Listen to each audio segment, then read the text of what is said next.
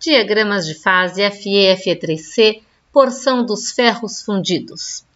Então, gente, os ferros fundidos eles também pertencem ao diagrama ferro e carbono, porém ele fica nessa segunda porção aqui, nesse segundo extrato do diagrama ferro-carbono, e esse extrato, esse pedacinho do diagrama ferro-carbono a gente chama de Fe, Fe3C, porque nesse eixo aqui da direita eu tenho 100% do constituinte Fe3C, que é a cementita.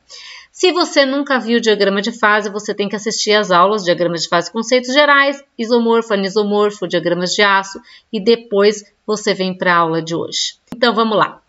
Os ferros fundidos, eles não são ligas binárias como os aços. Os aços, eles são ferro e carbono. Os ferros fundidos, eles são ligas ternárias, pelo menos.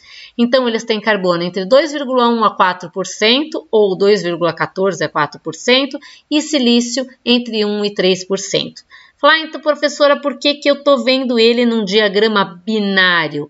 Porque existe um negócio chamado carbono equivalente. O silício ele atua como se fosse um carbono, porém com poder 3 vezes menor, ok?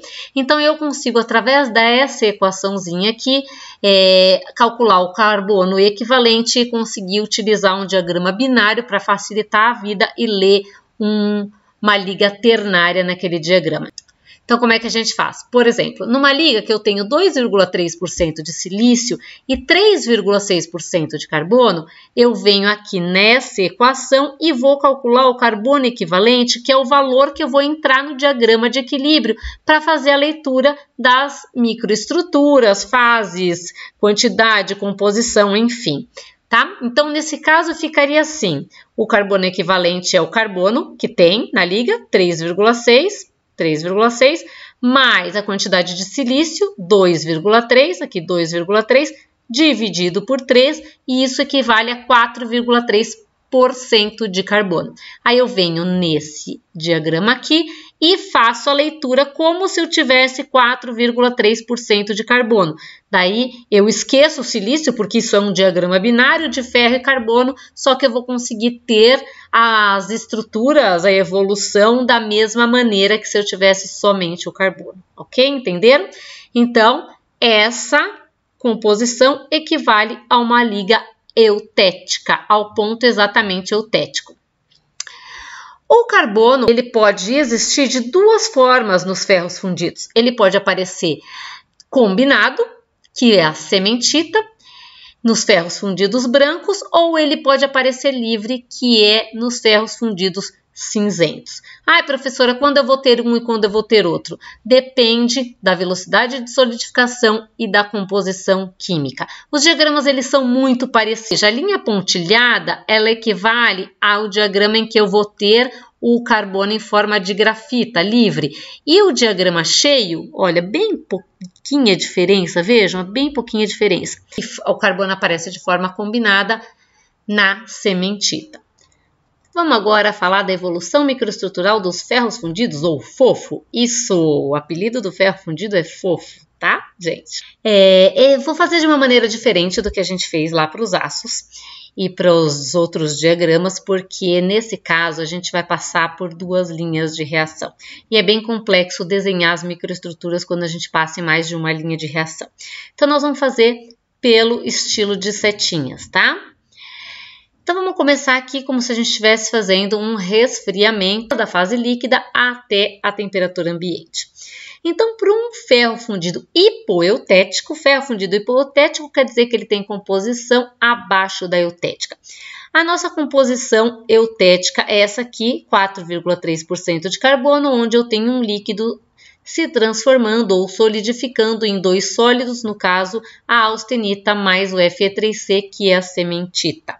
Um ferro fundido hipoeutético é o que vai ter composição inferior à eutética, ou seja, de 2,14% ou 2,11% de carbono até um pouco menos de 4,3%, até 4,29% de carbono. Então, qualquer ferro fundido que esteja dentro dessa linha aqui, ele é um hipoeutético e ele vai apresentar as mesmas fases na solidificação. O que vai mudar é a quantidade dessas fases, né? Porque à medida que eu venho mais para a direita, eu vou tendo mais carbono e eu mudo a quantidade e composição química dessas fases aqui que eu estou apresentando.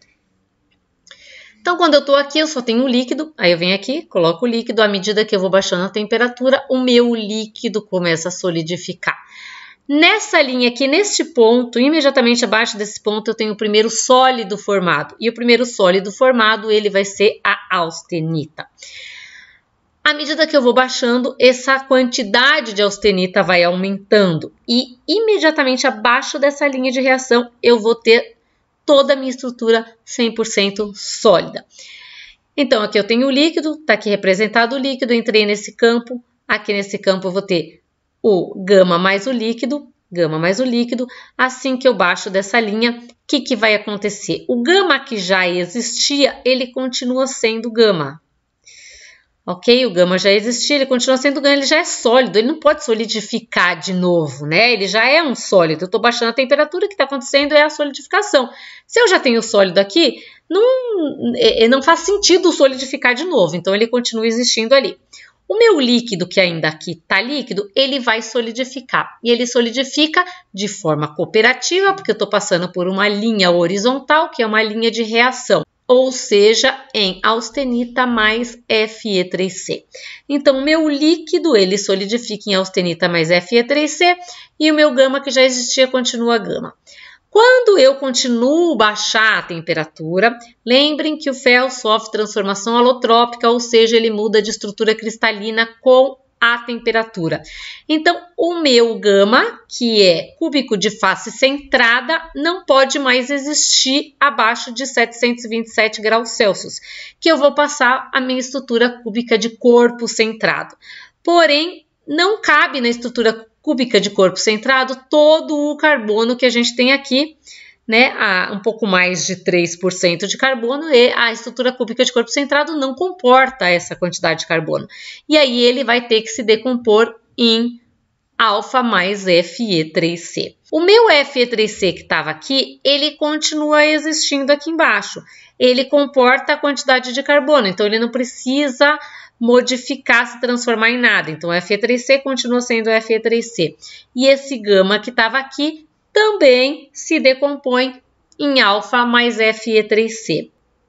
Esse alfa mais Fe3C aqui, ele é chamado de perlita. Ele é um microconstituinte lamelar que teve origem na austenita. Esse aqui também é uma perlita. Esse aqui também vai se transformar em perlita. Porém, em conjunto com a cementita. O nome deste microconstituinte, ele é ledeburita. Isso aqui apareceria como glóbulos de perlita numa matriz de cementita mais uma perlita, ok? Então, olha como é complexo se a gente tivesse que representar em bolinhas, igual nós fizemos para as outras aulas de diagrama. Ia ser bem difícil de desenhar. Então, a gente representa pela forma de setinhas, para vocês saberem como que vai acontecendo essa evolução. Vamos falar agora de um ferro fundido eutético ou de um fofo eutético, que é exatamente o que apresenta a composição eutética, 4,3%. Aqui no resfriamento do líquido até a temperatura ambiente, nós vamos ver o que acontece. Lembrem que quando eu passo por essas linhas de reação, não quer dizer que o líquido se solidifica imediatamente, isso não acontece. Esse diagrama de equilíbrio não considera o eixo tempo, eu tenho o eixo da temperatura e eixo da composição, não considera o tempo, ou seja, ele parte do pressuposto que o material ele tem o tempo suficiente para que ele se transforme no equilíbrio, com o mínimo de energia possível, obedecendo à energia de Gibbs, mínimo de energia livre de Gibbs, ok? Então, esse líquido, quando eu passo por essa temperatura, ele solidifica. Imediatamente abaixo dessa temperatura, eu vou ter a estrutura 100% sólida. E o meu líquido, ele se solidifica em austenita e Fe3C. Quando eu continuo baixando a temperatura e ultrapasso essa outra linha de reação, que no caso é eutetoide, o meu gama ele não pode mais existir, porque o ferro sofre alotropia. Porém, o cúbico de corpo centrado, que seria a ferrita, não comporta todo o carbono. Então, este meu gama ele se decompõe em duas fases, que é a ferrita e a cementita. O Fe3C que estava aqui, ele continua sendo Fe3C. Ele continua adequando a quantidade de carbono mesmo à temperatura ambiente. Então, o meu gama se decompõe em perlita e eu continuo tendo meu Fe3C. A mistura de perlita e Fe3C dá origem a um microconstituinte chamado ledeburita. E o meu ferro fundido eutético, ele na temperatura ambiente, é composto pelo microconstituinte ledeburita. E agora vamos falar do ferro fundido hipereutético. O hiper é acima da composição eutética, até 6,7%, embora a gente não tenha ferro fundido 6,7%. Em geral, um pouco menos, tá? Mas, de qualquer forma, tudo que tá aqui a gente chama de ferro fundido hipereutético. Qualquer composição que eu pegar nessa linha aqui vai me apresentar as mesmas microestruturas. Aqui em cima eu só tenho o líquido, então vem o desenho líquido. À medida que eu vou baixando a temperatura e ultrapasso aqui, essa linha daqui, imediatamente abaixo, eu tenho o meu primeiro sólido, que vai ser, nesse caso, o Fe3C. Então, ultrapassando essa linha aqui, eu começo a solidificar o meu líquido em Fe3C. Todo esse intervalo eu tenho líquido mais Fe3C. Imediatamente que eu cruzo a linha de reação eutética, eu transformo tudo em sólido, 100% sólido. O meu líquido, ele solidifica em gama mais Fe3C. Então, meu líquido solidifica em gama mais Fe3C. Tá na linha de reação, ok? Então, ele solidifica nas coisas que estão aqui embaixo nesse campo. O meu Fe3C continua Fe3C. Ele tá aqui. Então, isso é o que apareceria em todo esse intervalo aqui, apareceria isso aqui. Aí, à medida que eu continuo o resfriamento, o meu gama não pode mais existir, porque eu não tenho mais estrutura cúbica de face centrada na temperatura ambiente. O meu gama se decompõe em cúbico de corpo centrado mais ortorrômbico, porque como não comporta o carbono em cúbico de corpo centrado, ele tem que se rearranjar ali em uma outra fase. Então, aqui o meu gama, alfa mais Fe3C. E o Fe3C que estava ali, continua Fe3C aqui. E o outro também, o Fe3C, ele continua existindo aqui embaixo, então ele também continua Fe3C.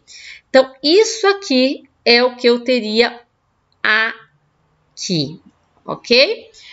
O que quer dizer isso? Perlita mais sementita é a ledeburita e sementita pura continua sendo sementita. Então, os microconstituintes observados em ferro fundido hipereutético na temperatura ambiente serão ledeburita mais sementita. Não confundam fase com microconstituinte. A ledeburita é composta por duas fases, a ferrita e o Fe3C, assim como a perlita é composta por duas fases, ferrita mais Fe3C. Porém, a forma que essas fases se apresentam na ledeburita e perlita são distintas e as propriedades mecânicas também. Posso ter sim um microconstituinte composto por uma única fase, não tem problema nenhum. Nesse caso aqui não é composto por uma única fase, é composto por duas, ok? Então, com isso, a gente finaliza a nossa aula de ferro fundido. E se você gostou, se inscreve no canal, ativa o sininho e deixa o like aí no canal.